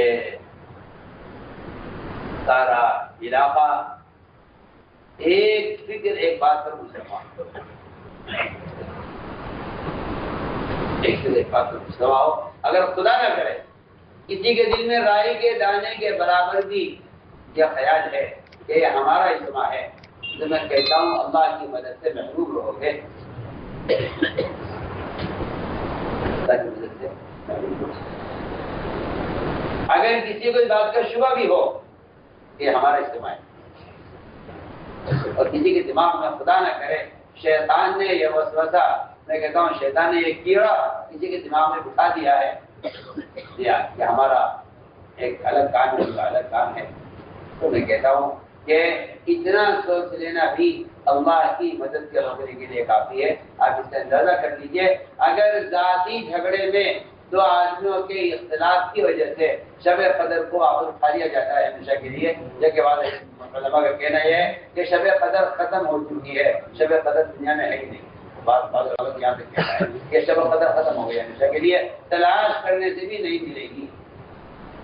بات کا کہنا یہ ہے کہ ختم تو نہیں ہوئی ہے بلکہ اس کو چھپا لیا گیا ہے. اس پر صرف دو آدمی کے بتا پر دو آدمیوں کے جھگڑے پر شب قدر کو واپس اٹھا لیا گیا ہے، جبکہ ان کا آپس کا جھگڑا اپنے ذاتی کسی مسئلے میں تھا. ہم آپ سے بہت کام کی بات کرتے ہیں. میں نے عرض کیا کہ اجتماع کی کامیابیاں وہ تو سب سے پہلی شرط یہ ہے کہ اس کے لیے اجتماع قلوب ہے. دوسری شرط یہ ہے کہ ایک فکر ہے یا نہیں. اگر آپ کا فکر ایک ہے سب کا ایک ہے، جہاں فکریں مختلف ہوتی ہیں وہاں بھی اللہ کی مدد نازل نہیں ہوتی. فرمایا ید اللہ علی الجماعت کہ اللہ تعالیٰ کی غیر مدد ہے وہ تو جماعت کی جگہ ہے. جماعت کی جگہ ایک خیال کے لوگوں کا جمع ہو جانا یہ کوئی اجتماع نہیں، یہ کوئی اجتماع نہیں. ایک خیال کے لوگوں کے جمع ہو جانا یہ امت کا اجتماع نہیں ہے. سب کا ہم خیال ہونا اجتماع ہے. سب کا ہم خیال ہونا، سب کا ہم خیال ہونا اجتماع ہے. جماعت پر ہے. جماعت کسے کہتے ہیں؟ جماعت اسے کہتے ہیں جو سب ایک فکر پر مجتمع ہو. اگر یہ بات ہے تو اللہ تعالیٰ رکاوٹوں کو دور فرما دے گا. میں عرض کرتا ہوں خندق میں چٹان اڑ گئی، خندق میں چٹان اڑ گئی اور اتنی سخت چٹان کی ٹوٹتی نہیں، صحابہ کی گزاریں بیکار ہو گئی. خندق میں الگ الگ حلقے بنائے گئے. حلقے بنا کر ان کو تقسیم کیا گیا 10 آدمیوں پر. حلقے بنائے جاتے تھے کام کی سہولت کے لیے. حلقے بنائے جاتے تھے کام کی سہولت کے لیے. آج کے لوگ سمجھتے ہیں کہ حلقے اس لیے بنتے ہیں تاکہ ایک دوسرے کی خبر ڈالیں، ایک دوسرے کا تعاون نہ کریں. وہاں حلقے بنائے آپ نے اور 10 صحابوں کو تقسیم کیا. ایک حصے میں چٹان آ گئی، صحابہ سب مجتمع ہو گئے اور سب نے آ کر چٹان آ گئی ہے، ہم کیا کریں؟ آپ میں کہ ہو سکتا ہوں. اس سارے واقعے کا صاف مطلب یہ ہے، اس سارے واقعے کا صاف مطلب یہ ہے کہ عملہ اور ذمہ دار، عملہ اور ذمہ دار ان کا رشتہ مالک مزدور کا نہیں ہے. جی ہاں آپ سننا میری بات. عملہ اور ذمہ دار ان کا آپس کا رشتہ وہ مالک اور مزدور کا نہیں ہے. آپ نے فرمایا کہ میں ہو سکتا ہوں. آپ اترے خندق کا خود اور آپ نے چٹان سر ماری، جس سے وہ ریزہ ہو گئی. آگے بتایا کہ خبر دی آپ نے. اور تیسرا کام یہ ہوا کہ جو تمام صحابہ واقع تھے، حضرت جابر کے یہاں 2 آدمیوں کا کھانا آسانی سے، 3 آدمیوں کا کھانا مشکل سے. جو ایک بچہ تھا بکری کا، اس کے لیے 3 آدمی اس کو کھا سکتے تھے مشکل سے، 2 آدمی آسانی سے کھا لیتے. آپ نے اعلان کر کے تمام خندق والوں کو حضرت جابر کے یہاں کھانے کی دعوت دے دی. اتنی بڑی برکت مدینے میں رہ کر، اس لیے کہ آپ اندر بہت اترے. یہ نہیں ہوا کہ تم اپنے علاقے کی فکر کرو اور اپنے علاقے کی شیطان فکر دیکھو. حالانکہ پورے خندق میں نہیں، ایک ہفتے میں شیطان اڑ گئی ایک حصے. فرمایا کہ پہلی بات تو یہ ہے کہ فکر، یہ سب کا فکر ہے، سب کا فکر ہے. کب اس کی مثال اکثر دکھاؤ کہ وہاں یوشابدون کے یہاں بھی یہی بات تھی کہ سب کا فکر ہے. یہاں بھی یہی سوال ہے کہ آیا سب کا فکر اجتماعی ہے یا نہیں. اللہ تعالیٰ نے شیطان کو ہٹایا، فتوحات کی خوشخبریاں سنائی. اور تیسری بات یہ ہوئی کہ صحابہ کے لیے کھانے کا ایسا انتظام ہوا. میں اس کی مثال رکھ رہا ہوں. ایک برا جیسے فکر، سب کا فکر ہے. ایک اور بنیادی بات ہے کہ سب کی بات ایک ہو. سب کی بات ایک ہو. فیصلے کلمہ دیکھو، جب مشورے سے کوئی کام ہونا طے ہو جائے تو پھر سب کو اس ایک بات پر، اس کو عمل میں لانے کے ذکر میں سب کو مشغول ہو جانا چاہیے. اگر کوئی شخص اجتماعات کے موقع پر کوئی یہ کہے کہ نہیں کہ ہماری رائے تو یوں ہے، بس سمجھ لو کہ جس کی رائے، جس کو بھی رائے پر اصرار ہے، وہ اجتماع سے کٹ گیا ہے. اس کی رائے پر اب رائے پر اصرار ہے، اس کی قوت، اس کی طاقت، اس کی استعداد، اس کا فکر وہ اجتماع سے کٹ گیا. پکی پکی بات.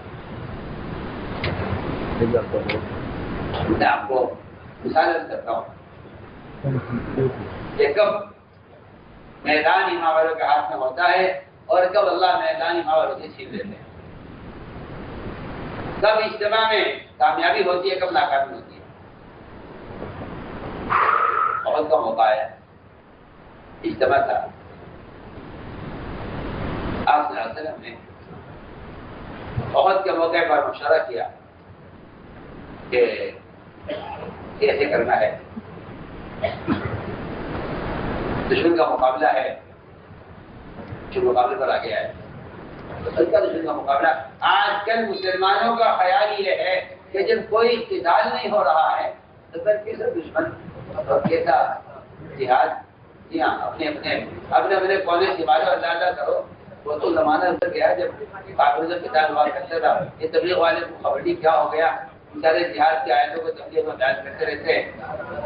مجھے اس بات پر آپ کی اس بے وقوفی پر مجھے تعجب ہے. میں تو آپ سے بے تکلف کیا. آپ صرف دشمن کے مقابلے کو قتال تک سمجھتے ہیں. آپ کو معلوم ہی نہیں ہے، آپ کو معلوم ہی نہیں ہے دشمن اس سے کہیں زیادہ بڑا نقصان وہ مسلمانوں کو لالچ کے ذریعے، خوف کے ذریعے ارتداد کے گڑھوں میں اتار چکا ہے. آپ اس کا کوئی احساس نہیں ہے. آپ کو تو صرف ایک صحابہ کے زمانے کے قتال کے غزوات کے واقعات آپ کو بتا دیے گئے ہیں. اسی کو آپ جہاد سمجھتے ہیں، اسی کو آپ قتال سمجھتے ہیں، اسی کو جہاد سمجھتے ہیں. اور اسی صرف قتال کے لیے نکلنے پر سارے فضائل کو محفوظ کیے ہوئے ہیں. میں تو آپ سے بے تکلف بات کر رہا ہوں، جس کو بے تکلف نہیں.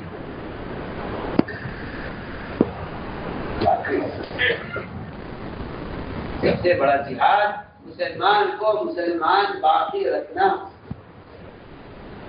آپ پڑھیے، آپ روایتیں پڑھیے، آپ صحابہ کے افعال پڑھیے. ایک مسلمان کو غیروں کے دین کی طرف لے جانے سے بچانا، اس کے لیے کوشش کرنا اللہ کی قسم 100 کافروں سے قتال کرنے سے زیادہ اہم ضروری ہے۔ آپ کہاں سو رہے ہیں؟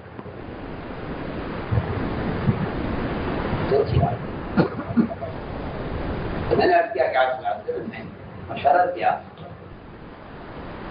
کہ کیا کرنا ہے۔ صحابہ کی رائے مختلف ہوئی۔ جوانی کی رائے تھی کہ ہمیں میدان میں نکل کر مقابلہ کرنا ہے۔ مشورہ ہوتا رہا، آپ نے اسی بھی رائے دی، اسی بھی رائے دی، اس سے ہمارے اجتماع جو ہوتے ہیں مشورے سے ہوتے ہیں، اور جو بات ذمہ دار طے کر دے اس کے فیصلے کے بعد سب کی رائے ہو جانی چاہیے۔ اگر اللہ کی مدد چاہتے ہو اور اگر میدان ہاتھ سے لے جانا سے چھوڑنا چاہتے ہو تو بس اپنی رائے میں اختلاف کر لو۔ میں آج کر رہا ہوں، جب رائے مختلف آئی تو آپ صلی اللہ علیہ وسلم نے منافرین سے بھی رائے کہ ہمارے یہاں اجتماع کا مطلب یہ ہے کہ ہر ساتھی سے رائے بھی لی جائے اور اس کی صلاحیت کو کام لگایا جائے۔ آپ صلی اللہ علیہ وسلم نے منافرین سے بھی رائے ان کے سردار نے کہا کہ ہماری رائے تو یہ ہے کہ مدینہ میں اگر مقابلے کا ہمارا تجربہ بھی یہی ہے اور اس میں ہماری بھی حفاظت بھی ہے، اس لیے کہ منافقین بزدل ہوتے ہیں۔ منافقین نفاق ہمیشہ بزدلی پیدا کرتا ہے، دیکھیں شجاعت ایمان کا کی علامت ہے اور بزدلی نفاق کی علامت ہے۔ منافق ہمیشہ بزدل ہوتا ہے۔ میں کہا جی نہیں، ہم تو مدینے میں رہ کر مقابلہ کریں گے، باہر نہیں نکلیں گے۔ آپ صلی اللہ علیہ وسلم نے فیصلہ فرمایا کہ باہر نکلیں گے۔ ہو گیا فیصلہ۔ آپ سواری پر سوار ہو کر نکلے۔ منافقین میں سردار نے کہا کہ جی آپ نے ہماری بات پر عمل نہیں کیا، اس لیے ہم تو آپ کا ساتھ نہیں دیں گے، ہم آپ کا ساتھ دیں گے اس شرط پر کہ آپ ہماری بات مانیں۔ میں آپ سے بہت کام کی بات کہہ رہا ہوں، اگر خدا نہ کرے یہ خیال ہے تو اس اصرار پر اختلاف پیدا ہوتا ہے۔ جہاں آدمی اصرار کرتا ہے رائے پر، وہاں اس کی رائے اس کو الگ کر دیتی ہے، اس کی رائے اس کو الگ کر دیتی ہے۔ وہ مجموعہ ایسے کٹ جاتا ہے جب رائے پر اصرار کرتا ہے، اور بالکل یہی ہوا کہ رائے پر اڑ گیا یہ، اس نے کہا نہیں ہماری رائے تو وہی ہے جو ہم کہہ رہے ہیں۔ اس پر اس نے اصرار کیا، آپ سے فیصلہ کیا آپ نے، اور آپ کے ساتھ صحابہ نکلے۔ 700 کا قافلہ یہ میدان میں اتر گیا اور 300 اسی مدینے کے رہنے والے 3 ساتھیوں نے بائیکاٹ کیا اور یہ کہا کہ آپ نے ہماری بات نہیں مانی ہے، اس لیے آپ اپنا اجتماع کر لو۔ جی میں آپ سے بالکل کھل کر رکھ سکتا ہوں، جی آپ کر لو، ہم تو شریک ہوں گے نہیں کیونکہ آپ نے ہماری بات نہیں مانی۔ کیا ضروری ہے کہ آنے والی بات کے منوانے کے لیے اپنے آپ کو اجتماعی سے الگ کر دیں؟ کہ ذمہ دار کو اگر ذمہ دار اپنے فیصلے میں غلطی کر گیا تو اللہ تعالیٰ اس کو 1 اجر دیں گے، اور اگر اس نے اپنے فیصلے میں صحیح فیصلہ کیا تو اللہ اس کو ڈبل اجر دیں گے۔ غلط فیصلے پر 1 اجر اور صحیح فیصلے پر ڈبل اجر۔ 1 اجر ملے گا اس کے صحیح فیصلے کا، 1 اجر ملے گا اس کے غور و فکر کرنے کا۔ اللہ امیر کو 2 گنا اجر دیں گے۔ اگر اس نے غلط فیصلہ کیا تب بھی اللہ اس کو 1 اجر دیں گے، اس کی غلطی کے باوجود اس کو اجر ملے گا۔ تمہیں تمہارے انکار کی وجہ سے تم سے کام نہیں لیا جائے گا، تمہیں واپس کرنا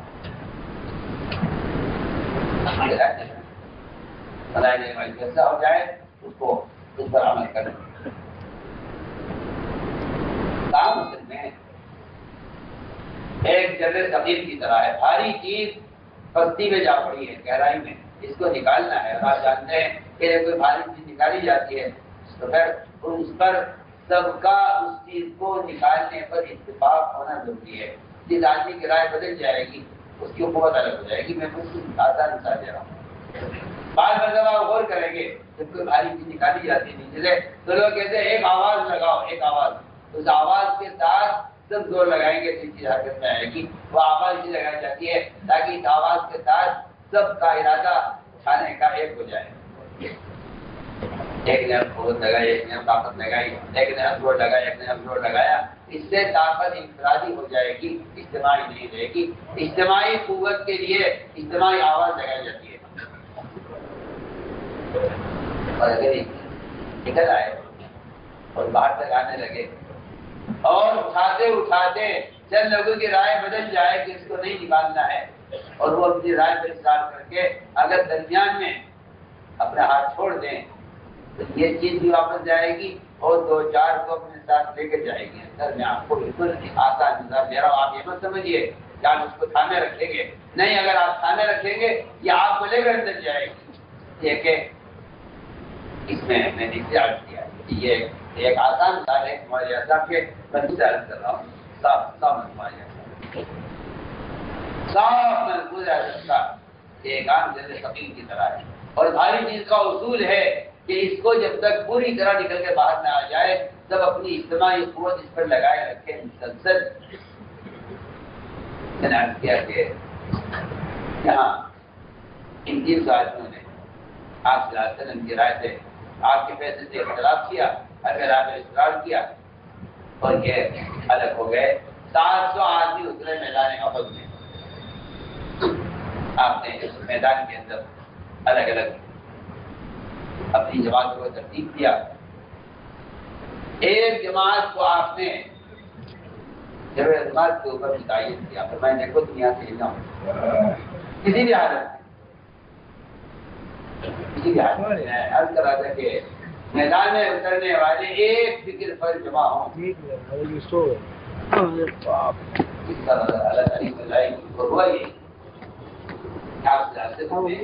ایک جماعت کرتے کی اس میں 50 آدمی تھے.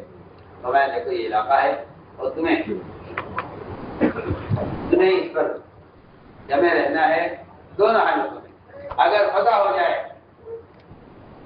مسلمانوں کو فتح ہو جائے اور مال غنیمت لوگ سمیٹ رہے ہوں میدان سے تو تمہیں یہاں سے مال غنیمت کے لیے ہٹنا نہیں. حالانکہ مال غنیمت کی فضیلت اپنی جگہ، اس فضیلت کے لیے بھی تمہیں یہاں سے ہٹنا نہیں ہے. چھوڑ دو فضیلت کے کام. اگر تمہیں کوئی کام کرنے کے لیے دیا گیا ہے تو تم اس کام کو پورا کرنے میں سارے فضائل کے کام چھوڑ دو. اس لیے کہ اس وقت فضیلت اس امر کی ہے جس کو پورا کرنے کا حکم دیا ہے. باقی سارے کام مقصود ہیں. بات ہے حال کا عمل پورا کرنا افضل ہوتا ہے، اس کے مقابلے سارے کام مقصود ہوتے ہیں. یعنی افضل کام وہ ہے اس کے کرنے کا آپ کو حکم دے دیا گیا ہے. اگر آپ کو اس سے افضل کوئی بھی نظر آئے گی تبھی وہ اس سے افضل نہیں ہو سکتی. اسے کہ حال کے عمل کا پورا کرنا یہ سب سے زیادہ فضیلت رکھتا ہے. اگر آپ نے حال کے عمل کو ضائع کر دیا کسی دوسری چیز کی فضیلت کی وجہ سے تو آپ نافرمان کہلائیں گے، آپ عمل کرنے والے کہلائیں گے، آپ سے آخر واپس کریں. اگر آپ کو کوئی کام کرتے کرتے اس سے افضل کام نظر آ جائے اور آپ اس کو چھوڑ دیں تو آپ نافرمان کہلائیں گے. یہ نہیں کہا جائے گا کہ آپ نے افضل پر عمل کیا ہے، بلکہ حال کے عمل کے مقابلے میں سارے کام مفضول ہے. حال کا عمل سب سے افضل ہے. انہوں نے دیکھا، آپ نے فرمایا کہ دیکھو اگر پتہ ہو جائے اور لوگ مارے زمین سے میٹر تو نہیں آدمی سکنا، اور اگر شکست ہو جائے اور میدان غیروں کا حال میں چلا جائے اور ہماری لاشیں پڑی ہوئی ہوں، آپ اور ہمارے ہماری لاشیں پڑی ہوئی ہوں میدان میں اور آسمان سے چیل کبے اتر کر ہمارے لاشیں سے گوشت کھا رہے ہوں، ان پرندوں کو اڑانے کے لیے بھی یاد سے مدد ان دونوں حالت میں آپ نے سخت ہدایت دی. باقی یاد سے پتہ ہو گئی اور مال غنیمت خوب چھوڑ کے بھاگا دشمن. صحابہ اس کو سمٹنے میں لگے ہوئے تھے. یہ ایک پہاڑ پر جو تھے جنہیں رات کر 50 صحابہ، انہوں نے امیر سے کہا حضرت عبداللہ بن زبیر سے کہ ہمیں آپ اجازت دیجیے ہم نیچے اتریں. مالا غنیمت سب سے بہتر ہے، ہم لے جائیں گے مالا غنیمت سے. میں نے کہا نہیں، اللہ غنیمت کا حکم ہے یہاں رہنے کا. کہا نہیں جی اجازت دیجیے ہم نیچے اتریں. اب صاحب نہیں مانے کیونکہ وہ اللہ کے رسول اللہ علیہ وسلم کی اطاعت پر تھے، امیر آپ نے ان کو بنایا اس علاقے کا۔ ان لوگوں نے اپنے علی کی نافرمانی کی اور یہ اس پہاڑ سے 40 آدمی نیچے اتر گئے۔ ادھر ان کا اپنے علاقائی علی کی نافرمانی کرنا تھا، ادھر سے دشمن نے پلٹ کر حملہ کیا کہ 10 آدمی رہ گئے تھے اوپر پہاڑ پر، انہیں سب کو قتل کیا اور پورا میدان واپس کافروں کے ہاتھ میں چلا گیا۔ یہ صاف واقعہ بتا رہا ہے کہ اگر ایک فکر پر اطاعت پر پورا عملہ مجتمع نہیں ہے تو پھر آپ اپنے مقصد میں کامیاب نہیں ہو سکتے۔ اللہ تعالیٰ اس پر میدان چھین کے دوسروں کو دے دے، یعنی چند بنیادی باتیں یہ ایک فکر ہو سکتا اور جو بات بنیاد کی ہے کہ ذکر کا، تلاوت کا، تہجد کا، عبادت کا، فرشتوں کے نزول والے اعمال کا اہتمام کرو۔ مگر میں پھر عرض کرتا ہوں آپ سے، ہمارا عملہ بھی اور میں تو اللہ مجھے معاف فرمائے، دیندار ہو یا بے دین ہو یا پڑھے لکھے ہو یا اللہ نے ان کو علم بھی دیا ہو، ایسے لوگ بھی ان حرام کاموں کے اندر مبتلا ہیں جو فرشتوں کے نزول کو خیر اور علم کی مجالس میں آنے سے روکتے ہیں۔ میں آپ سے اپنی بات بار بار کہہ رہا ہوں، آپ اس دھوکے سے باہر آ جائیے۔ اب آپ کا یہ خیال باطل خیال ہے، یہ تصویر کا ہونے سے فرشتہ بنتا نہیں ہے، آپ حدیث کے منکر ہیں اگر آپ کا خیال نہیں آپ سے بار بار دینی مجالس میں موبائلوں کا استعمال اللہ کی قسم فرشتوں کے نزول کو روکتا ہے۔ آپ بہت بڑی نصرت سے محرومی کے اسباب اختیار کیے ہوئے ہیں۔ آپ پتہ نہیں کہاں کس شیطان نے آپ کو چھڑایا ہوا ہے اس احساس سے، اس نے آپ کو مردہ کیا ہوا ہے، اللہ ہی جانے۔ میں تو جو بات اپنے دل سے عرض کر رہا ہوں، حضرہ کر ہوش میں آئیے، ہوش میں آئیے۔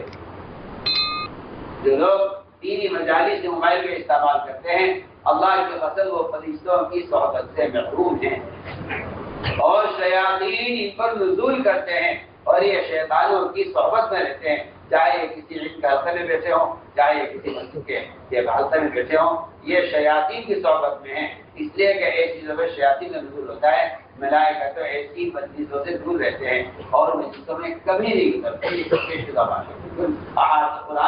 قرآن اور حدیث سے بھرے ہوئے ہیں، لیکن پر شیاطین کا نزول ہوتا ہے، قرآن کی آیت کا صاف مفہوم ہے۔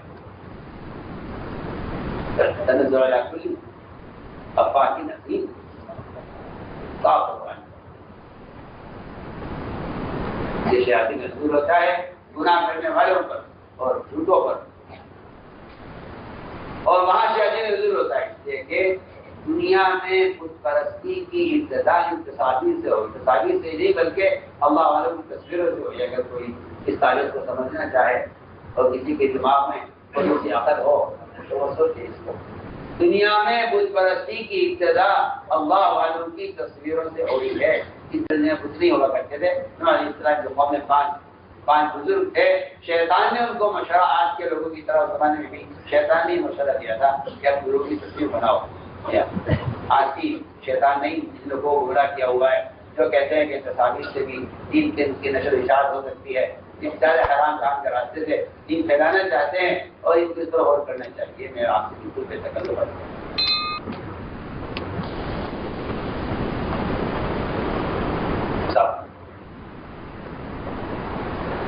اس میں شیاطین کا نزول ہوتا ہے، اس میں ملائکہ کا نزول نہیں ہوتا۔ میرے دوستوں، میں نے عرض کیا کہ دنیا میں بت پرستی کی ابتدا تو 5 بزرگ تھے نوح علیہ السلام کے قوم میں، جن کے بارے میں شیطان نے قوم سے کہا تھا کہ اپنے بزرگ کی تصویر بناؤ۔ آج آپ کو اللہ مجھے معاف کرے، ایسے بزرگ ملیں گے اور ایسے مقتدی ملیں گے جن کے سامنے سے باطل حالات ہٹتے ہی نہیں ہیں دین کی بات کے کرنے میں۔ یہ خود بھی حرام میں مبتلا ہیں، دوسروں کو بھی حرام میں مبتلا کر رہے ہیں۔ میں تو آپ سے بے تکلف آپ نہ مانے، آپ کی جہالت ہے، ورنہ قرآن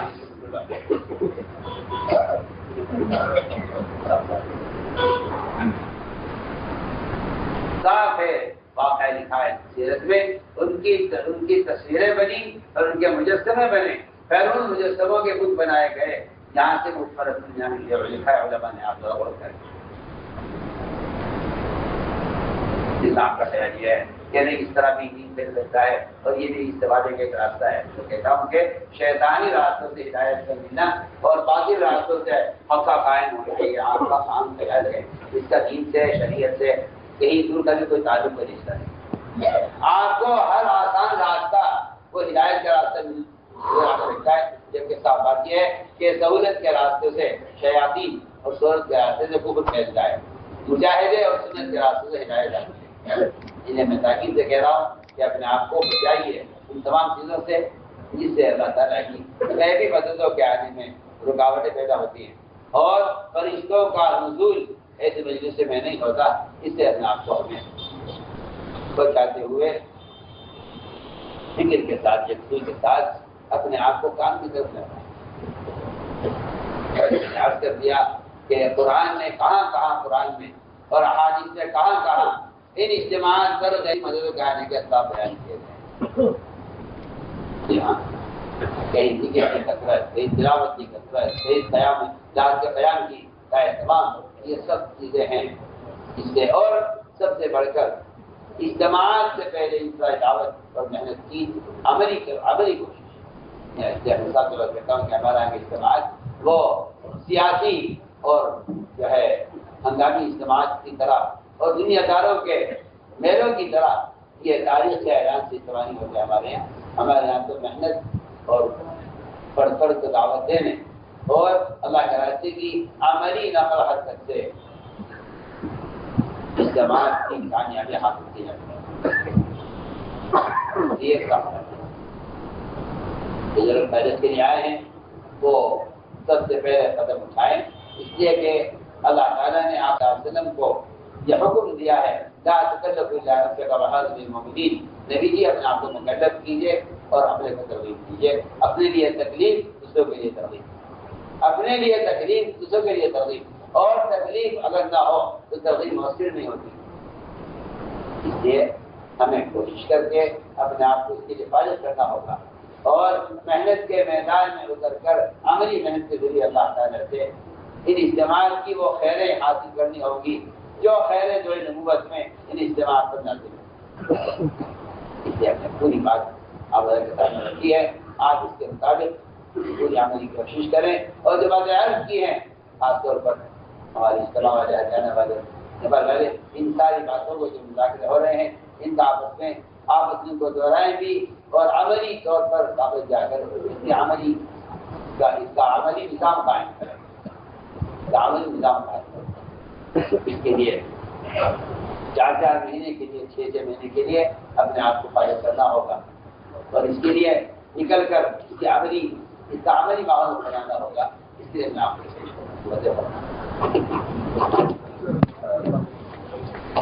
فرمائیں 6 ماہ کے لیے 4 ماہ کے لیے نقل فرمائے 6 ماہ کے لیے نبی سے بھی بیان آپ کو پسند آیا ہو تو بیان کو لائک، شیئر اور چینل کو سبسکرائب کرنا مت بھولیے۔ کمنٹس میں اپنی رائے کا اظہار ضرور کیجیے۔